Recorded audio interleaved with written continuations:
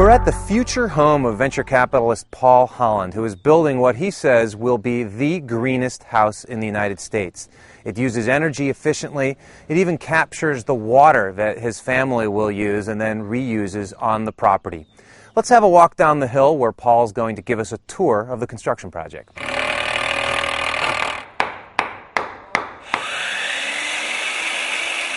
What are you doing here? So we're attempting to build the highest LEED point house in America, and LEED is Leadership in Energy and Environmental Design. It's a point system associated with green building. Okay, so it's how big? This main part that we're in is about 5,600 square feet. And it's going to cost approximately how much? The cost is undisclosed, but the houses in this area are in the millions of dollars.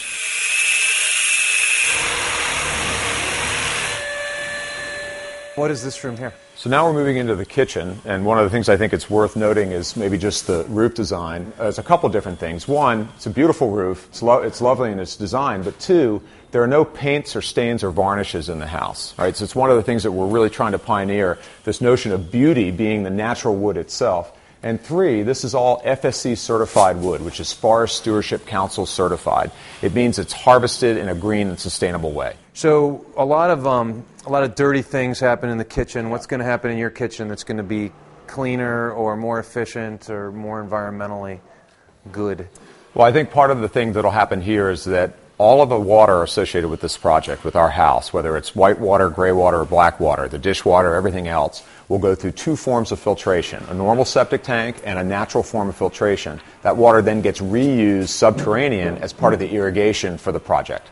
So explain to me how you heat and cool this house. We've gone with a model for heating and cooling the house that's 100% passive. So there's no HVAC systems in the house. There are no blowers, no ducts, anything like that. Wait, so let me make sure I understand something. You're going to have a furnace or not?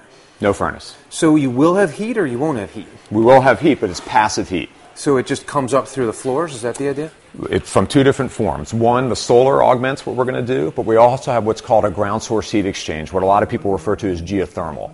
We have small bores that are bored down to 250 feet down into the aquifer. We have a closed-loop water system that brings cold water up in the summer, cools the house by running it through the floors, and warm water, relatively speaking, up in the winter that's going to get augmented by the solar, and that's how we'll keep the house really warm and really cool. I assume you're taking a special approach to lighting the whole house, other than the fact that you have a lot of glass. So most of our lighting is LED, light-emitting diodes. It's a very, very high-efficient green form of lighting.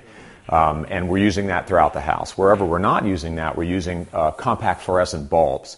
And what that gets us is that for what would normally take to kind of power the lights associated with this house, we're going to get as much lighting, really beautiful lighting, for probably about a quarter or maybe a fifth of the amount of energy.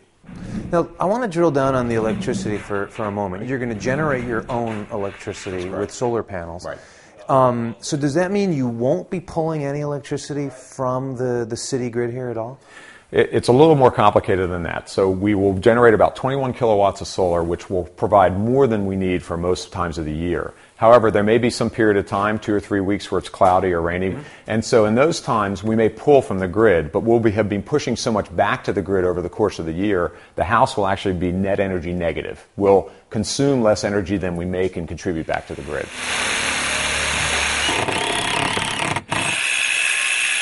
So one of the things we get asked about a lot is with the exterior of the house. So this is Western red cedar. You can see it's really beautiful. It's untreated wood. We don't have any plans to put any kind of lacquer or veneer or anything like that on the house. Unadorned, this could last 100 years on the house in its current form.